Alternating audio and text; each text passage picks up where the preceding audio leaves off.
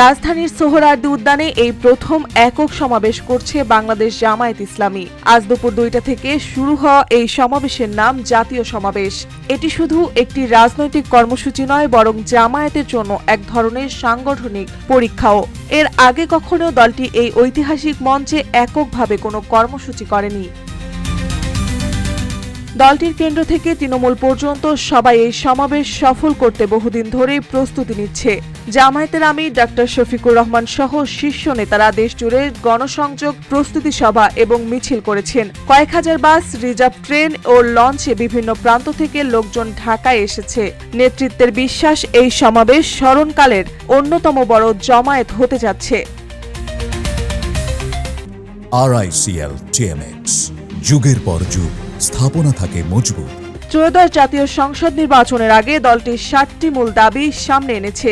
এর মধ্যে রয়েছে গণহত্যার বিচার, জুলাই অভ্যুত্থানের শহীদদের পুনর্বাসন, সংখ্যা অনুপাতিক পদ্ধতিতে নির্বাচন, প্রবাসীদের ভোটাধিকার ও নির্বাচনের আগে লেভেল প্লেইং ফিল্ড নিশ্চিত করা।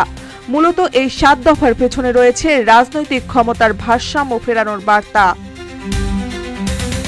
জামায়াতের পক্ষ থেকে জানানো হয়েছে, সমাবেশে অংশ নেওয়া লাখো মানুষের জন্য রয়েছে পানির ব্যবস্থা, 15টি মেডিকেল বুথ, 33টি LED ডিসপ্লে, 3 শতাধিক মাইক এবং পর্যাপ্ত লাইটিং।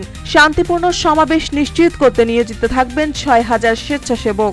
মাঠ পর্যায়ে ব্যবস্থাপনার জন্য গঠন করা হয়েছে 8টি উপকমিটি। এছাড়া সরকারের সংশ্লিষ্ট দপ্তর ও আইনশৃঙ্খলা বাহিনীর সঙ্গেও যোগাযোগ রক্ষা করা হচ্ছে।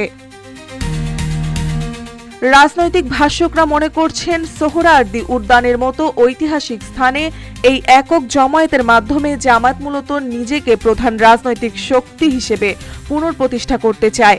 একদিকে ক্ষমতাসীনদের বিরুদ্ধে, অন্যদিকে বিরোধী রাজনৈতিক ফাঁকা জায়গা পূরণে এটি তাদের কৌশলগত চালে পরিণত হয়েছে।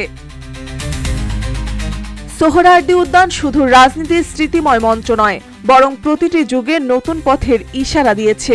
আজকের সমাবেশ সেই ধারারই আরেক অধ্যায়। জামায়াত ইসলামী এই জাতীয় সমাবেশ সত্যি কি একটি নতুন রাজনৈতিক সমীকরণ তৈরি করবে, নাকি এটা হবে তাদের অস্তিত্ব টিকিয়ে রাখার শেষ চেষ্টার নাম?